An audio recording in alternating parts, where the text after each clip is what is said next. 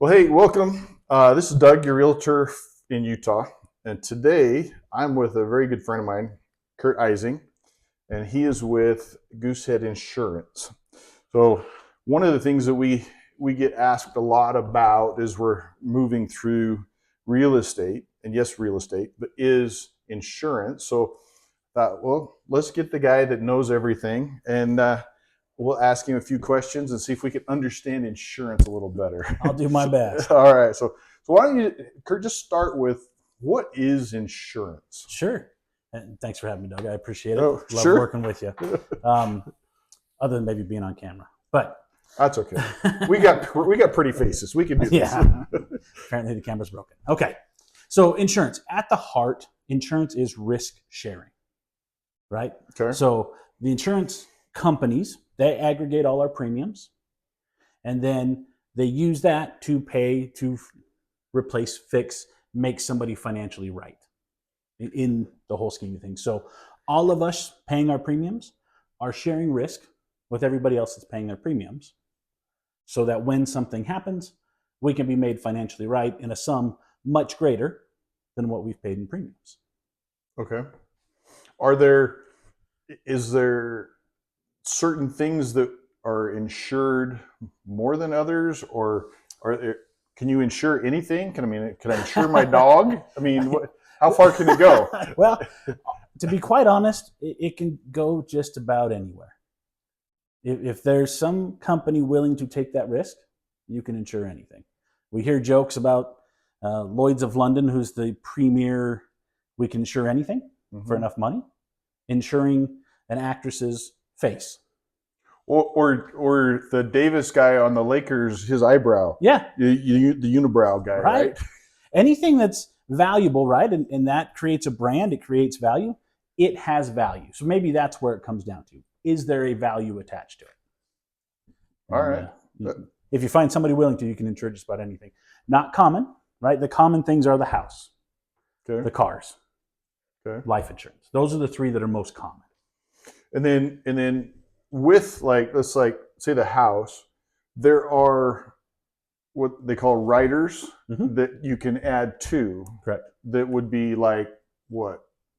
Jewelry is very common. Firearms can be common. Those kind of unique items, typically on a homeowner's insurance policy, we're going to get the main coverage, right? The house, the stuff in the house, meaning clothes, TVs, electronics, couches, furniture, that kind of stuff. That's stuff. But when it comes to collectibles or very high value items, there's limits. Every homeowner's insurance policy has sub-limits, they're called, which means it's a cap on what that policy at its base level is going to cover on something that's collectible, aka a watch, a ring, an antique firearm, a painting, something of that nature, which are a little easier and more likely to be stolen than somebody's hoodie, right? Yeah. So, and that's where those riders that you're talking about will come through. You can put specific coverage in that policy, or separate but specific to an item.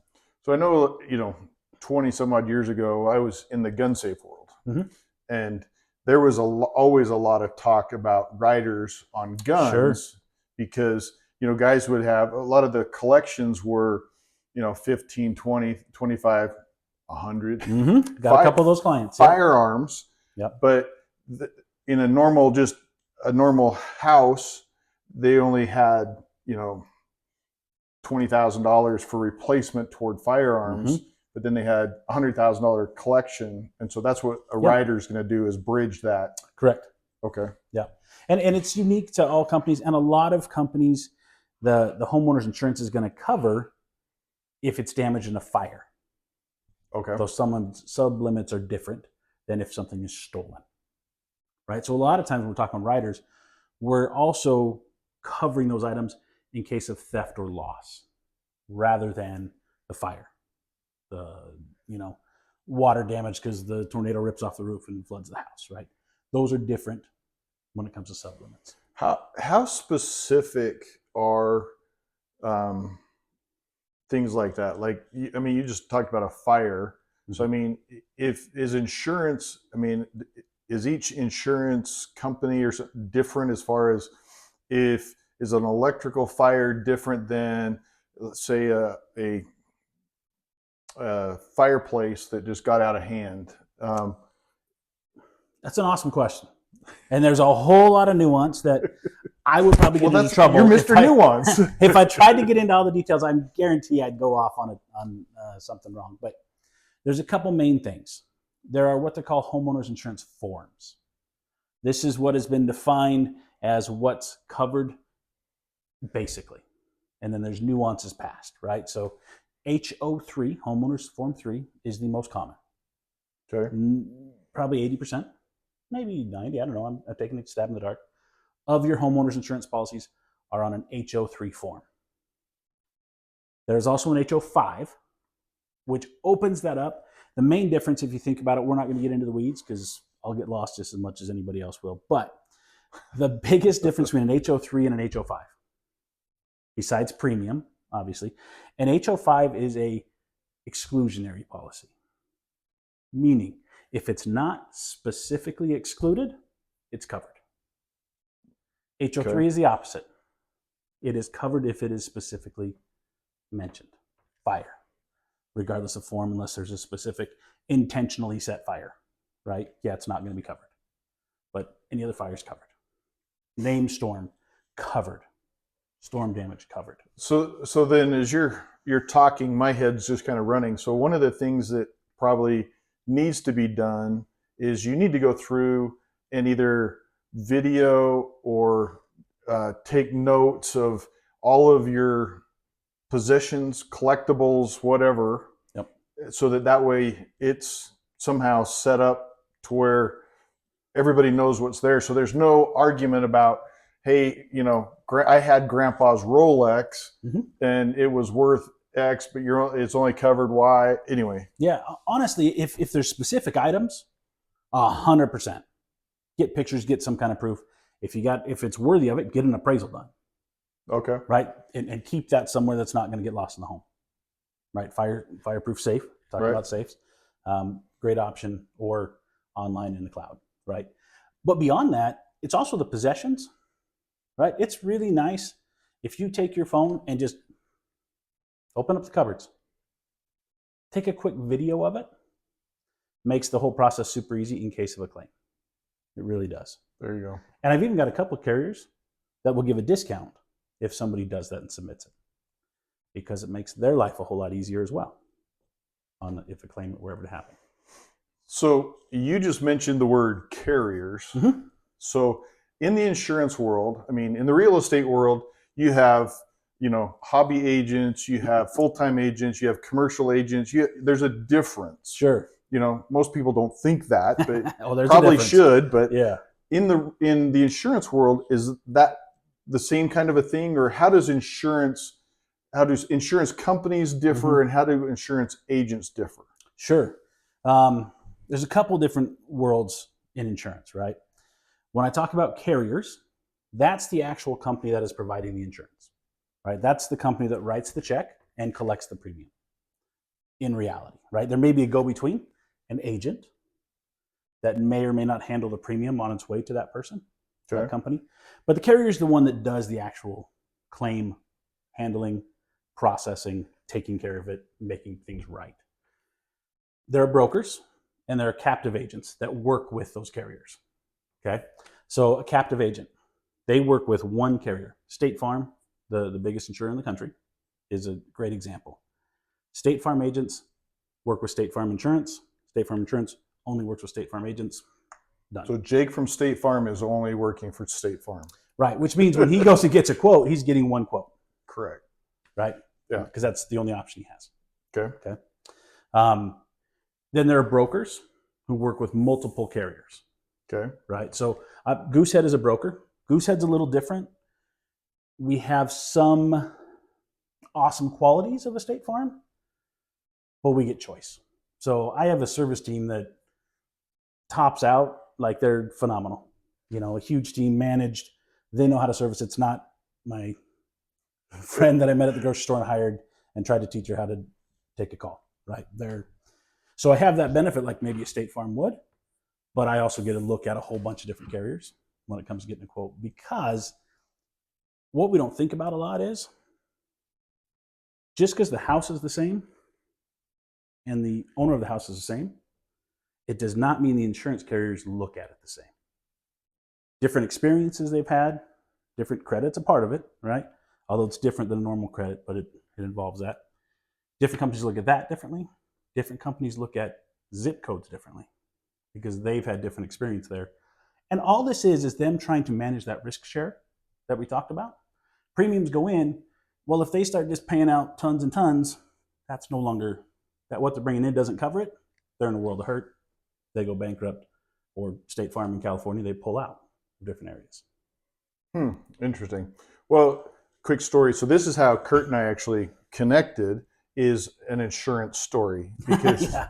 because we had some water in our basement came in, and our insurance company told us, and I quote, that our window was not failed. So our basement window failed to hold back water. I don't know how many of you guys have windows that can hold water. I mean, we're not talking a submarine. We're not talking something like that, an aquarium. And anyway, so the insurance company we had denied it. And to me, that was really frustrating. And so I started talking to Kurt, and we've moved Kurt's direction, which has been absolutely phenomenal. So we appreciate that. I appreciate that. Thanks. So anyway, so with real estate, one of the things when people buy a house, in order to close, they have to have insurance. Yep. Is that specific or is that basic? Do you know how does that work? It can be pretty simple. HO3, like we talked about the forms, again, most common because it works great. It's a good policy. I don't mean to say that it's not a good policy compared to the HO5. HO3s are great. The big difference, any mortgage company that's going to insure a home requires the insurance. They require replacement cost, right? Which is To replace the house. correct. Okay. Yeah. So what their requirement is that if something happens, the house will be made right to its original value, essentially. Meaning, your house burns down, the home itself was old, right? It'd been, let's say, 50 years old, hasn't been all that updated, whatever. To rebuild that house with today's materials, today's stuff, to have the same number of cupboards, the same counters, all that, is more expensive than what that house, because of depreciation and age, was worth. Not talking the property, right? Just the home, the structure. Okay. Replacement cost ensures that you will have enough money to build a new home like fit and finish. So if you didn't have granite before, you're not getting granite this time. But if you had granite before, you're getting granite this time. But it's a new slab of granite. It's a new cabinet, new materials, that type of thing. That's what is required, is that replacement cost. Okay. Other than that, after that, it's more about what fits the client. Do they have enough coverage for their personal property? The stuff, the furniture, all that we talked about. Do they need any riders, right? Mm-hmm. And then water is the biggest thing. If you're in a flood zone, and you know this, right? You've dealt with Yeah, we're not in a flood zone. We're in a desert, but there are a few. I had a property, literally, because FEMA maps it. Yep. Okay. If you're in a flood zone, or if any part of your building, the home, is in a flood zone, you have to have flood insurance as well. And I mean that literally. Had a house, the flood map came through a foot from the corner of the house through the house. That home now needed flood insurance as well. Different policy, a little bit different process. But as long as you've got those two, if needed, you're in good shape. Well, and to me, that's why you need people that know. You need somebody that knows. You need a real estate agent that knows. I mean, Kurt and I were talking beforehand, but I mean, you go out not even a half a mile from here, and you can have one house, the water table underneath the house is at 30 feet, and then just down the street, it's at 20 feet. Yeah. And then it's at 15 feet. Got to be aware of that. Yeah, you've got to know, what it is. It's an artesian spring. And I mean, there's all kinds of things that are going on. And just because the dirt is dry now, I'm watching a group of builders out here that they're literally bringing in 5+ feet of fill dirt Mm-hmm. to go over what used to be a swamp every spring, Yeah. and they're building houses. Woohoo! Yeah, it's going to go well. Yeah, all good, all good. And water, you bring up water, right? So we're talking about flooding. Water is very unique when it comes to home insurance. Okay, we talked about electrical fire versus a stove fire. Not going to be considered differently. Flooding and water is different. Water is so unique. Okay, I always tell my clients, because part of what I do is educate. Most people don't understand these nuances. We had a little bit of this with that storm we had a few months ago. Well, you did this with me. Yeah, because with the water in my house, I mean, there was no hose. They could not tell us where the water came from. Mm-hmm. Well, and the worst part, just a quick sidetrack, is one of the things insurance companies do, right? Just like when you get in an accident in your car, your rates go up, right? Yep. Homeowners insurance, if you use it, aka make a claim, your rates go up. Usually for 3 years, depending on the company, it could be different. Because the data shows, and it's completely, insurance is not emotional. It is completely data driven. If you make one claim, odds are, it has nothing to do with you personally, odds are you're more likely to make another claim. It's just the facts of the numbers. People hate that, and I get it, but it's what the situation is. The worst case, which Doug felt, you make a claim. Yep. There is no benefit to you because there's no payout. Nope. But you made a claim. Yeah. And so now the rates go up, which is painful. We made a claim. They denied it. It went in as a zero payout. $0 claim. Yeah. And the insurance rates went up because the window did not hold the water. Yeah. But and in that, I mean, and they sent everybody in. I mean, they were trying to find if it came from inside the house, outside the house, where the water came from. Yeah. Because that's all part of water. The water and kind of where you were talking. Yeah. So insurance, right? If the water comes from outside, a natural source, like the crazy storm we had, snow melt, anything like that, not covered. You will not have any coverage on your homeowner's insurance. Unless you have a rider. Flood. You have to have flood insurance. Okay. So it's a separate policy. Okay. There's a couple unique exceptions where it is kind of a rider, but those are very rare that companies do it that way because flood insurance is a federally insured program. Okay. NFIP. So natural source, outside in, you and at least one other neighbor affected, officially a flood. No coverage unless you have that flood policy we talked about. Okay. If you leave a window open, not your case, but if a window is left open, water rushes in, that's your fault. It's not covered. Same exact storm that did that, but throws a branch through a window, breaks the window, same damage happens, covered. Because you did what you were supposed to do. You took precautions. The other one that's tricky, water backup, sewer backup.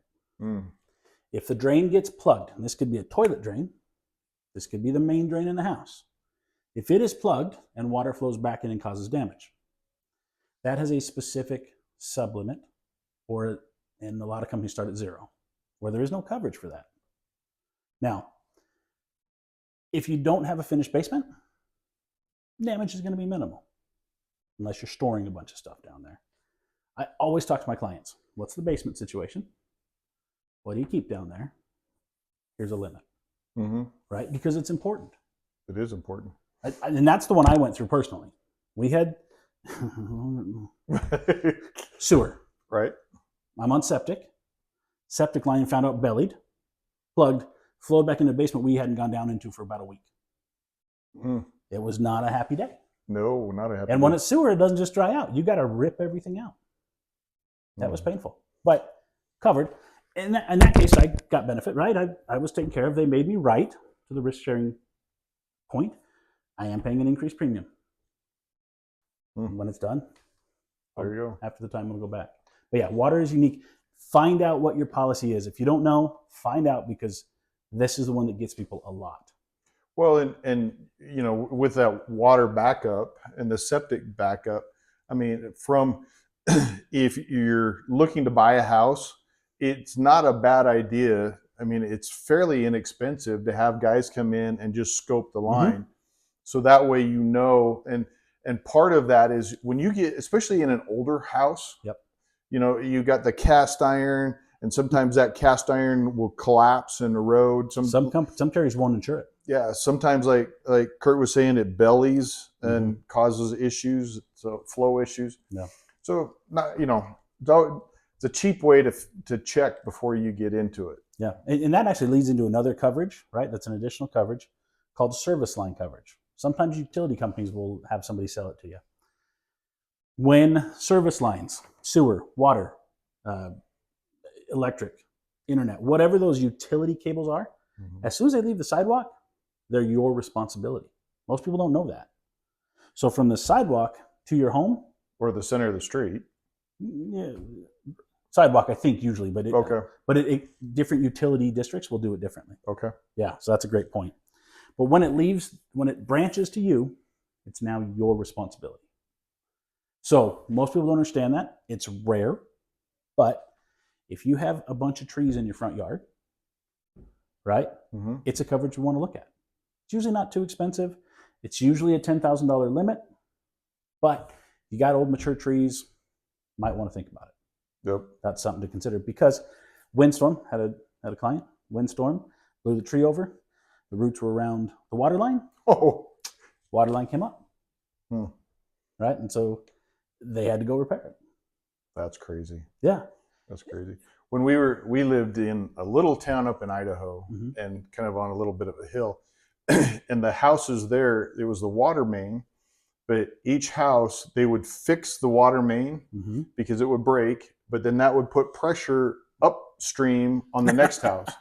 And it kept going and going and going, and it just worked its way right up the hill. Yeah. And so you knew it was coming at some point. That'll do it. But anyway. Yeah, so just little things like that. You know, if I'm looking at somebody in a new subdivision, no mature trees, it's really not a big call for it. But again, it's part of knowing the client, knowing the area, right? Like we're talking about. This is where your expertise comes in. But insurance agent, same thing. What's the area? Well, and even with that, I mean, I've seen builders sweep sawdust and gravel and stuff down the sewer pipe and just flush it, and then all of a sudden that's causing issues, and that's brand new construction. Yeah, it can or I've seen there's been some that the angles are wrong, and so it comes back into the house and backs up. Yeah, it's all humans. So anyway, you know, and one thought on that too that comes to my mind: if you're going to rent out a house, right? A lot of people right now they're ready to move up. They buy the new house. They keep the old one as a rental because they're those sweet interest rates. Great idea. With that though, water backup is one of the biggest things. From a tenant standpoint, they're not as concerned. A lot of them have little kids. Toilets get plugged, damage gets done. Got a call from, she's a client now, bought a condo.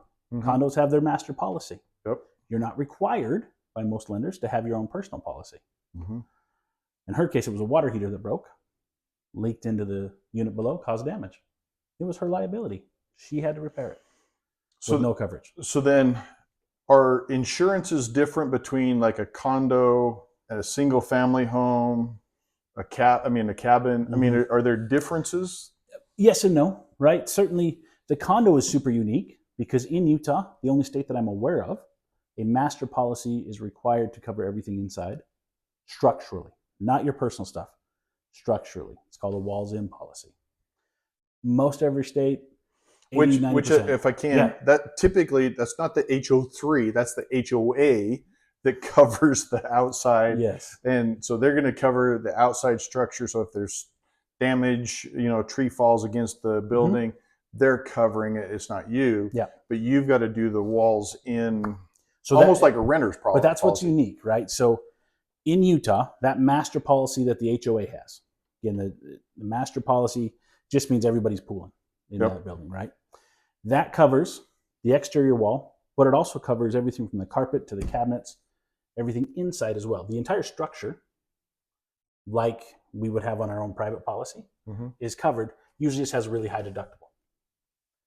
Your condo policy, which is a little bit unique, different form, right? HO6, I think, is the official term, covers your possessions in the home. And if it's done right by an agent who's paying attention, it's going to cover the deductible.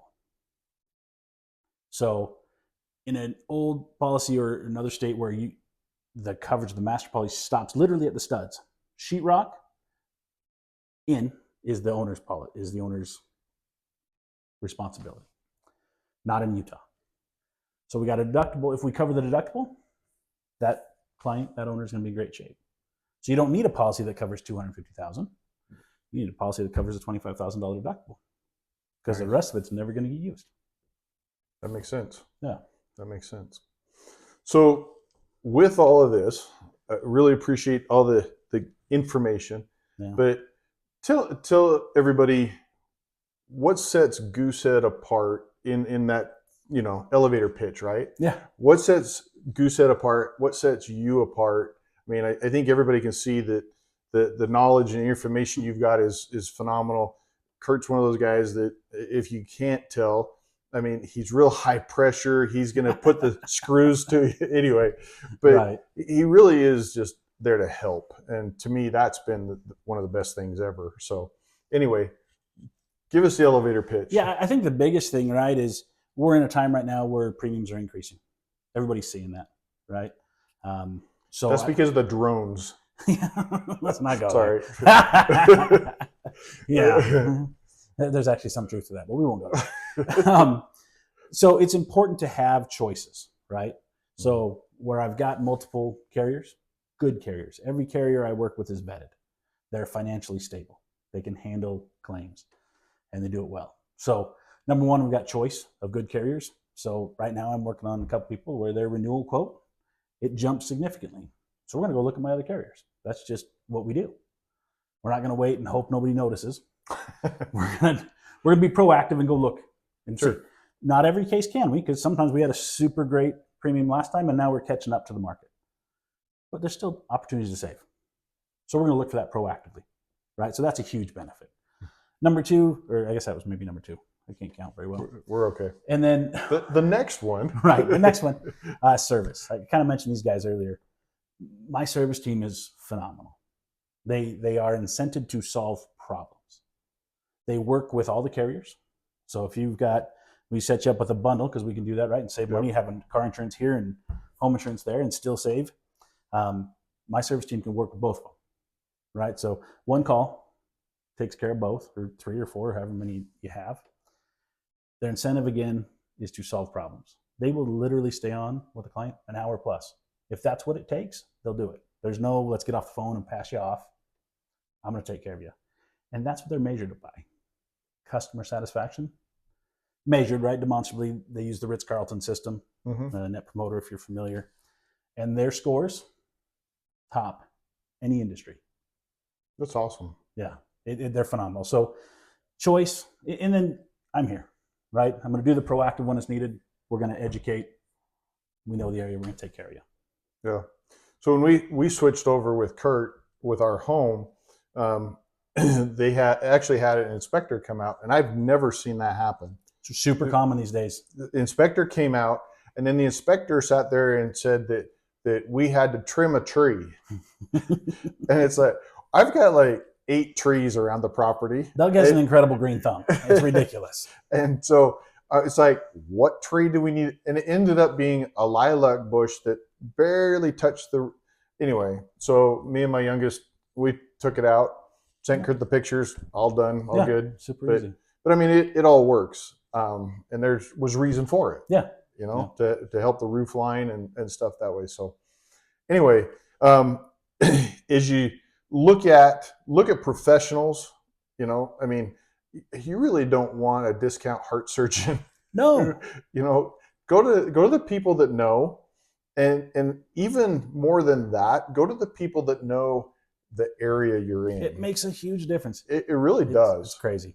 I mean, because from a license, and I don't know if your license is the same way, but I can sell anything in Utah.